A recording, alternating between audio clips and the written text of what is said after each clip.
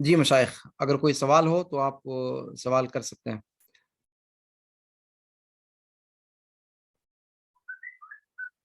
ابو عادل سراجی، ٹھیک ہے۔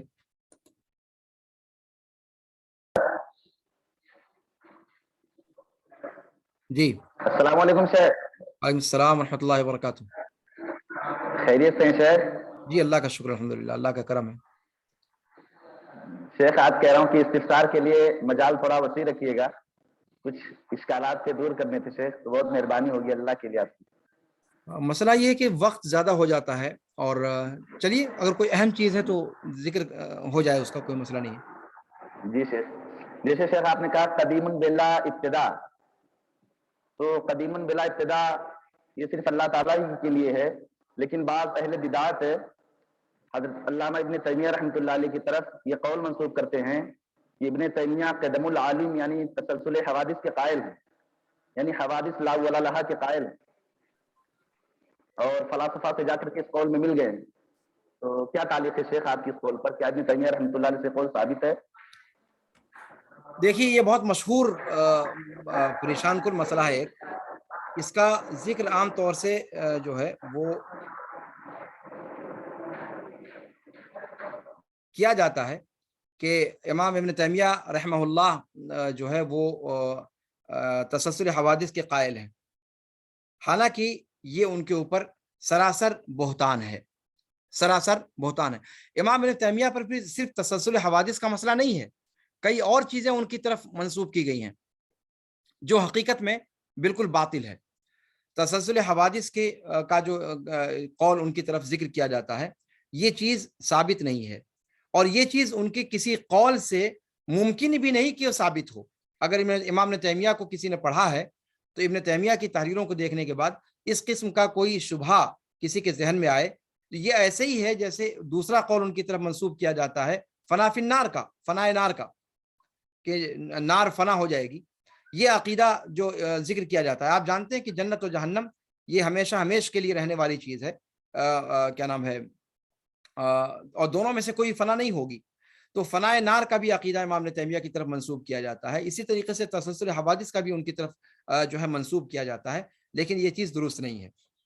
لیکن مسئلہ یہ ہے کہ تسلسل حوادث کا اس بات یا انکار کا مسئلہ نہیں ہے، اصلاً قدیم بالابتدا کی جو تعبیر ہے وہ اصلاً محل نظر ہے، وہ اصلاً محل نظر ہے۔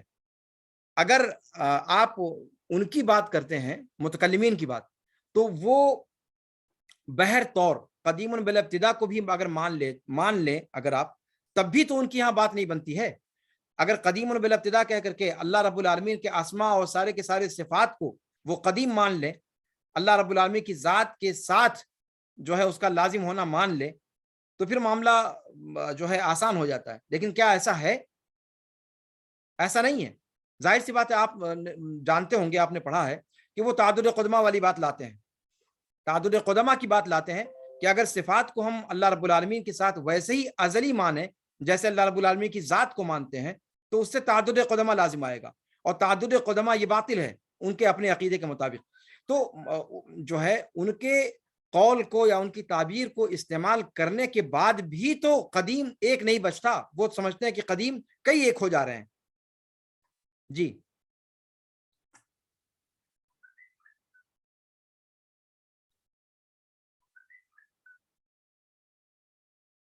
اور کوئی سوال ہے کسی کا؟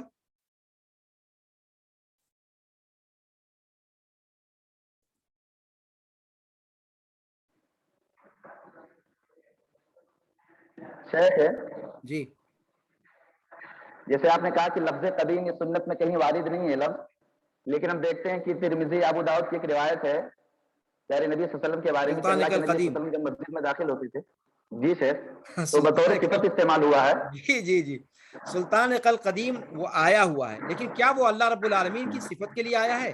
اللہ رب العالمین کے اسم کے طور پر آیا ہے؟ اعوذ بوجہک الکریم وبسلطانک القدیم، تو سلطان القدیم وہاں اللہ رب العالمین کی کے خلق کے بارے میں کہا جا رہا ہے، نہ کہ اللہ رب العالمین کی صفت کے بارے میں۔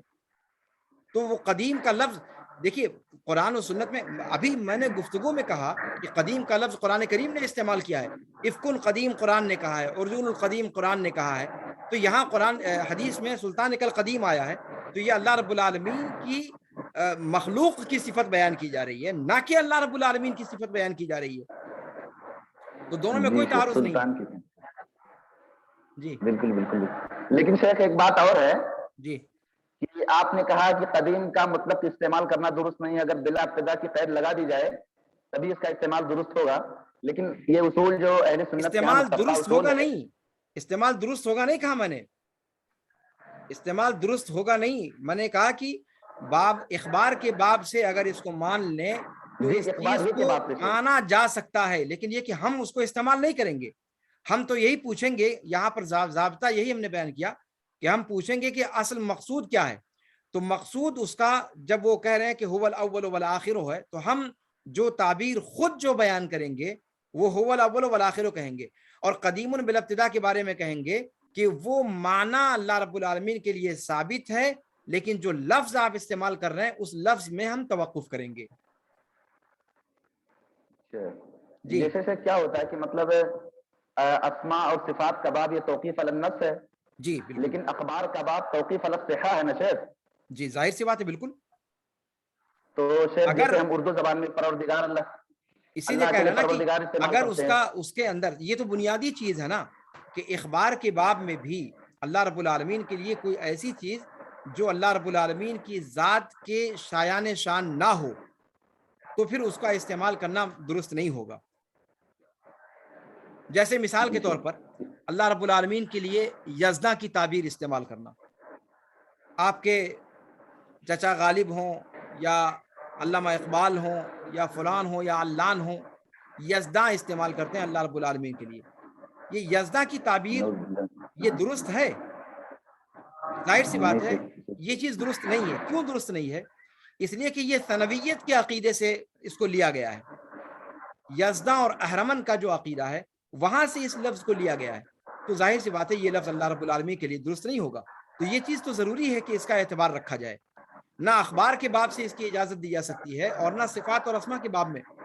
اخبار کے حوالے سے بھی صفت کے طور پر یا خبر کے طور پر ایسی چیز بیان کی جا سکتی ہے جو کیا نام ہے اللہ رب العالمین کی ذات کے اعتبار سے، اللہ رب العالمین کے کمال کے اعتبار سے کسی بھی اعتبار سے اس میں نقص نہ ہو، کمال کے اوپر ہو، اور مکمل کمال اگر ہے تو اس میں اسما کے اندر وہ یقینی طور پر موجود ہے، اور اس کے کوئی کمال نہیں چھوٹا جس کا ذکر اللہ رب العالمین نے کیا نہیں ہے۔ اور اگر کوئی یہ سمجھتا ہے کہ اور اسی لیے اسما کو توقیفی کہا گیا ہے، ہاں البتہ یہ بھی ساتھ میں ذکر کرنا ضروری ہے کہ اسماء و صفات کا توقیفی ہونا اس کا یہ مطلب نہیں ہے کہ اللہ رب العالمین کے اسماء 99 میں محصور ہیں، اس کو آپ لوگوں نے پڑھا ہے، اس کو تفصیل کے ساتھ بتایا گیا ہے کہ 99 یہ وہ نام ہیں جن کو خاص فضیلت حاصل ہے، من احصاها دخل الجنہ، اور احصا کا جو معنی بیان کیا گیا ہے شارحین کے یہاں، تو یہ مخصوص فضیلت والی تعداد یہ ہے، یہ نہیں کہ اللہ تعالیٰ کے نام ہی اتنے ہیں، اگر اتنے ہی نام ہوتے تو پھر اللہ کے رسول صلی اللہ علیہ وسلم نے اس دعا کے اندر جس میں فرمایا ہے کہ اللہم اسألک بکل اسم هو لک سمیت به نفسک او انزلته فی کتابک او علمته احدا من خلقک او استأثرت به فی علم الغیب عندک، پھر استأثرت به فی علم الغیب عندک جو ہے اس کا تو دائرہ لامحدود ہو جاتا ہے نا، تو اسماء کا توقیفی ہونے کا مطلب یہ ہے کہ جتنے اسماء کتاب و سنت میں ثابت ہیں اتنے ہی ہم اسماء کے طور پر اللہ کے لیے ثابت کریں گے، ورنہ اللہ کے اسماء اس کے علاوہ بھی ہیں، لیکن بندوں کے لیے جتنا ضروری تھا اللہ رب العالمین نے اس کو بیان فرما دیا ہے، شریعت کے اندر کوئی نقص نہیں ہے، اور ہم اپنی عقل سے اللہ رب العالمین کے لیے کچھ اسماء کو ایجاد کریں اس کی اجازت شریعت میں نہیں رکھی گئی ہے۔ اچھا شیخ، ابن حجر رحمۃ اللہ علیہ نے اپنی کسی مؤلف میں اللہ تعالیٰ کے اسماء کا احصاء کیا ہے اور تقریباً 140 اسماء کا ذکر اس نے کیا ہے۔ احصاء کی کوشش بہت سارے لوگوں نے کی ہے، خود ترمذی کی روایت جس کے اندر اسماء ذکر کیے گئے ہیں وہ بھی تو کیا نام ہے ادراج ہی اس کو کہا گیا ہے، صحیح قول یہ ہے کہ یہ لفظ جو ہے یہ تفصیل جو ہے وہ ادراج ہے، تو تابعین ہی کے زمانے سے بہت سارے لوگوں نے کوششیں کی ہیں، اور بعد میں بھی بہت سارے ائمہ لغت نے بھی اس سلسلے میں کوشش کی، اس پر کتابیں لکھی ہیں اللہ رب العالمین کے اسماء کے حوالے سے، اور عصر حاضر میں بھی بہت سارے لوگوں نے کوشش کی ہے. تو اس کا اصل میں کوئی ضابط اس کا صحیح سے متعین نہیں کر سکے کہ اسما میں کس کو شامل کریں گے. اچھا ایک چیز اور یہاں پر جو اچھا ذکر کرنے کی تھی ضابط کے طور پر، کہ جیسے قابض اور باسط ہے اللہ رب العالمین کے لیے، یا خافض اور رافع وغیرہ کی صفت ہے، یا کیا نام ہے، تو کیا اس المنزل طرح ہے، کی المجری. ہاں اس طرح کی جو صفات ہیں، یہ صفات کیا نام ہے اپنے آپ میں مستقل نہیں ہیں. ان کو جب تک نقص والی یا جس کے اندر ضم کا پہلو ہے اس کو اس بات کے پہلو کے ساتھ جوڑ کر کے نہ کہا جائے تب تک استعمال نہیں کیا جائے گا. تو یہ سب بھی اللہ رب العالمین کے اسماء میں سے اس کو ذکر نہیں کیا جاتا ہے. یہ چیز آپ جانتے ہیں. جی شیخ. جی شیخ یہیں پر ایک بات اور وضاحت کے لیے کہ آپ کے ایک ہمارے اہل بھائی حدیث فیض علماء بھائی میں بھی کچھ کبار سوال علماء کرنا چاہ رہے ہیں. تھے. جی چیک کر لینے دیجیے ان کو. تو جی شیخ ہاں فیض. سوال نہیں اب شیخ ابو عادل سراجی صاحب جو سوال کر رہے تھے کہ لفظ قدیم کا دم چلا ہو بلا انتہا بلا ابتدا، اس پہ میں تعلیق چڑھانا چاہ رہا تھا کہ جیسا کہ آپ نے پہلے بتایا کہ کیا نام ہے اس لفظ کو تو اللہ تعالیٰ نے کہا ہے اور ثابت بھی کیا، لیکن اس لفظ تک ہے اور معنی و مفاہیم میں جب آئے گا تو اس پہ ہم لوگ توقف جی لفظ بالکل. تک تو لفظ میں توقف اختیار کر لیں گے، اور معنی کا جب بات آئے گا تو هو الاول آخر آ جائے گی بات. ہاں ہم بتائیں گے کہ یہ معنی ثابت جی ہے. جی اگر کوئی پوچھے کہ جی آپ کا اس جملے کے تعلق سے کیا کہنا ہے، تو ہم یہ کہیں گے کہ بھئی جو یہ کہہ رہا ہے اس سے ہم پوچھیں گے کہ بھئی اس سے مقصود کیا ہے.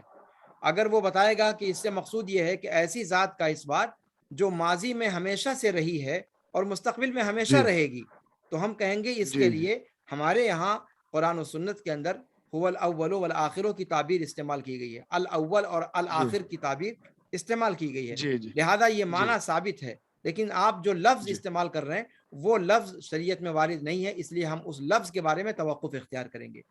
آپ کے ذکر جی کردہ معنی کی بہت ہم بہت تائید کرتے ہیں، لیکن لفظ میں جی ہمارا توقف ہے. توقف جی جی شیخ میرا سوال یہ نہیں تھا اصل میں شیخ. جی جی میرا سوال یہ تھا شیخ نا کہ جیسے بلا ابتدا کی قید کو ہٹا دیا جائے، لفظ قدیم کو مطلق باقی رکھا جائے، اور اس کے بعد یہ سوال کیا جائے کہ باب الاخبار اوسع من باب الصفات و باب الصفات اوسع من باب الاسماء، تو اخبار کے قبیل سے اب لفظ قدیم کو استعمال کرنا جائز ہے کہ نہیں؟ بلا ابتدا کی قید ہٹا دی جائے، صرف لفظ قدیم کو اخبار کے قبیل سے شیخ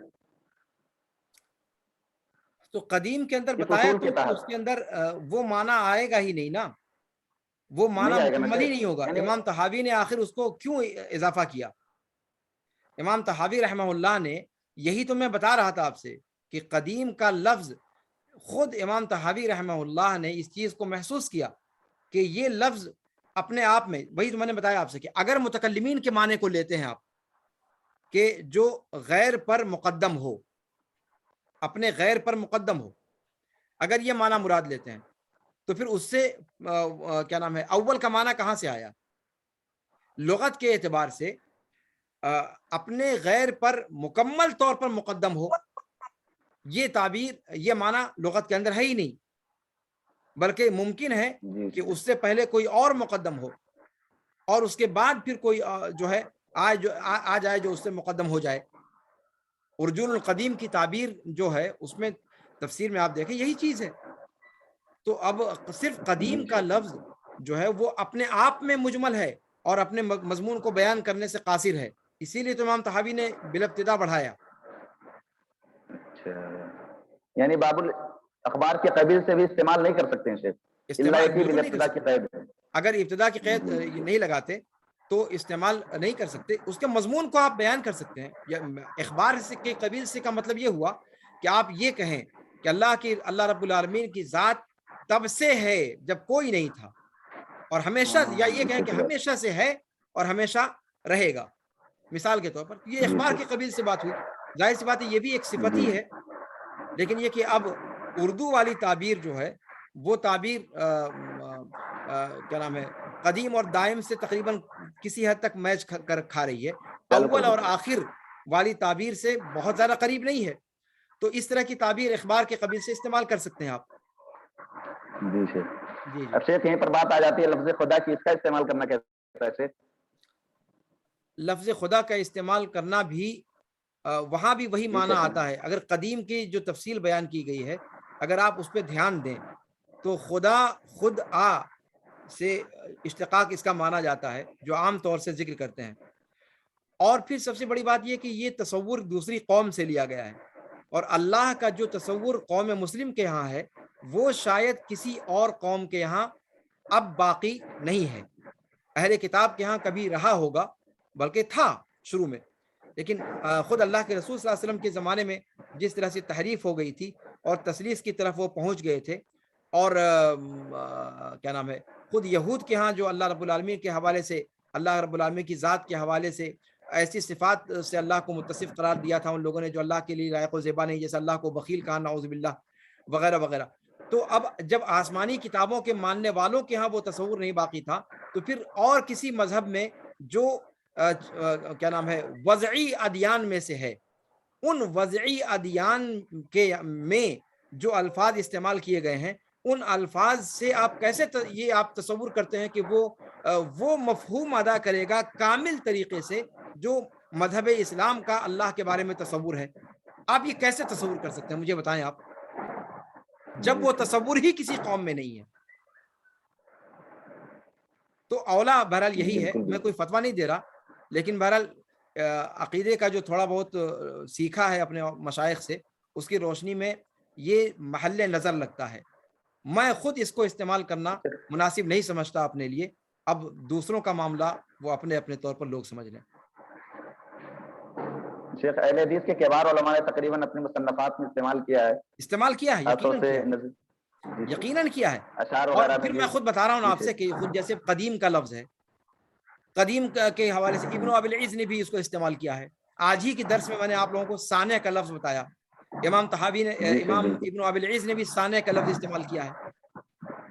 اور خود جو ہے اس طرح کی تعبیریں آج آتی ہیں، وہ ایک الگ مسئلہ ہے، لیکن نظریاتی طور پر ایک ضابط تو ہونا چاہیے آپ کے پاس. جی شیخ.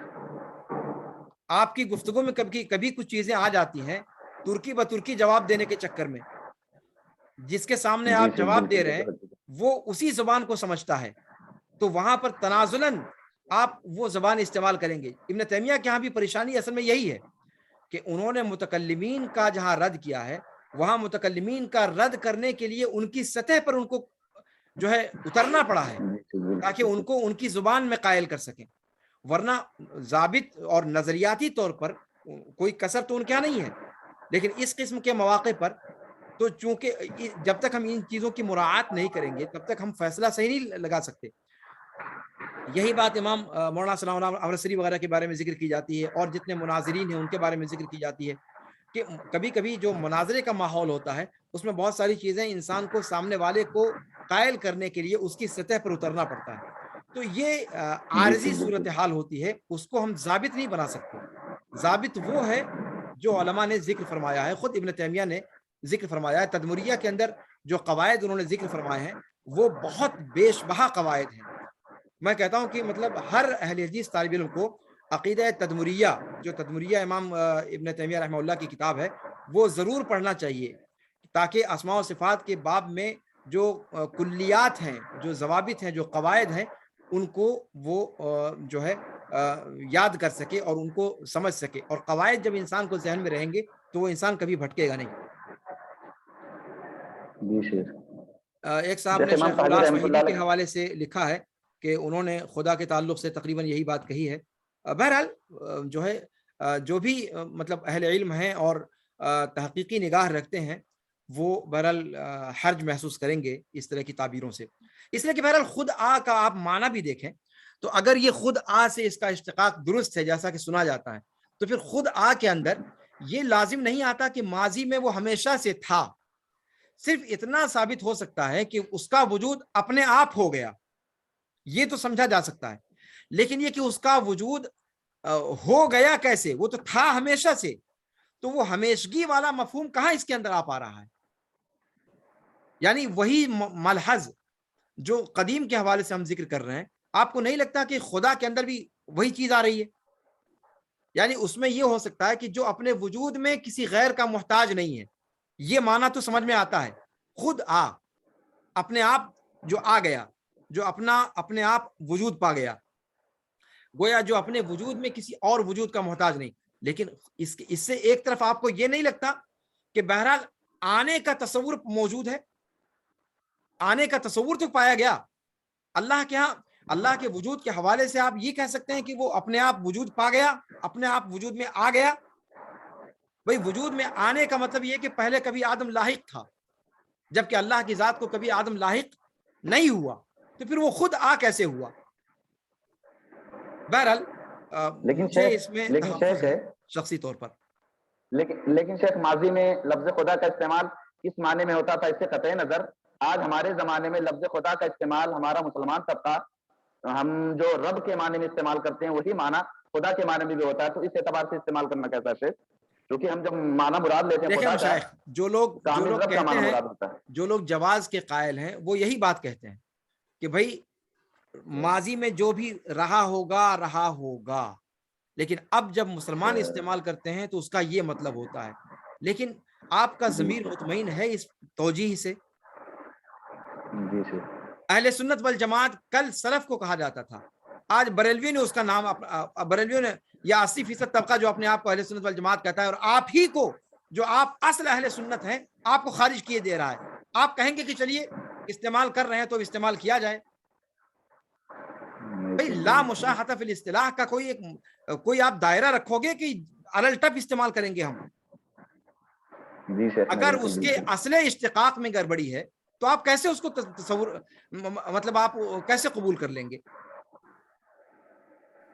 جب وہ لفظ ہی غلط تصور پر قائم ہے تو آپ کیسے تصور اس کا بدل دیں گے؟ بھائی وہ لفظ آپ کے مذہب کا نہیں ہے، آپ کے دین کا نہیں ہے، آپ کی اساس کا نہیں ہے، وہ وارد ہے، مستورد کلمہ ہے. اگر آپ یہی کہتے ہیں تو پھر انگریزی میں گاڈ کہنا بھی آپ جائز قرار دیں گے. بھائی گاڈ جب مسلمان کہتا ہے تو وہ اللہ مراد لیتا ہے، لہذا مسلمانوں کی اپنی لغت ایجاد ہوگی اور دنیا کی اپنی لغت رہے گی. وہ گاڈ اور گاڈنس دونوں کہتے ہیں، تو ان کے یہاں مذکر مؤنث دونوں ہوگا، گاڈ ہوگا تو مذکر، گاڈنس مؤنث، اور جب مسلمان بولے گا تو خالی مذکر مراد لیں گے. یعنی یہ کوئی تک ہوتی ہے؟ کوئی بات ہے یہ؟ بالکل یہ کوئی ضابط ہے؟ جی مشائخ میرا خیال ہے وقت زیادہ ہوا، اب جو ہے آج کے درس کا اختتام کرتے ہیں. اللہ رب العالمین جو باتیں کہی جاتی ہیں، جو سنی جاتی ہیں، اللہ رب العالمین ان پر عمل پیرا ہونے کی توفیق عطا فرمائے اور ہمیں سلف کے مسلک پر قائم رکھے. ان کے جو ضوابط ہیں ان ضوابط کو اختیار کرتے رہنے کی اور انہی پر جو ہے زندہ رہنے اور اسی پر مرنے کی اللہ رب العالمین توفیق عطا فرمائے. عقیدے کے باب میں اللہ رب العالمین معمولی قسم کی لغزشوں سے بھی ہمیں محفوظ رکھے، اس لیے کہ اس باب میں معمولی سی لغزش بھی انسان کو سقر تک پہنچا سکتی ہے. اور آپ جانتے ہیں کہ یہاں پر ختم کرنے سے پہلے میں ایک اشارہ اور کر دوں کہ اسی لیے کہتے ہیں کہ صاحب آپ سلف کہتے ہیں کہ صحابہ اور تابعین کے راستے پر چلنے والے لوگ ہیں، تو خوارج اور قدریہ بھی تو تابعین تھے. سنا ہے آپ نے یہ اشکال کیسے کہ آپ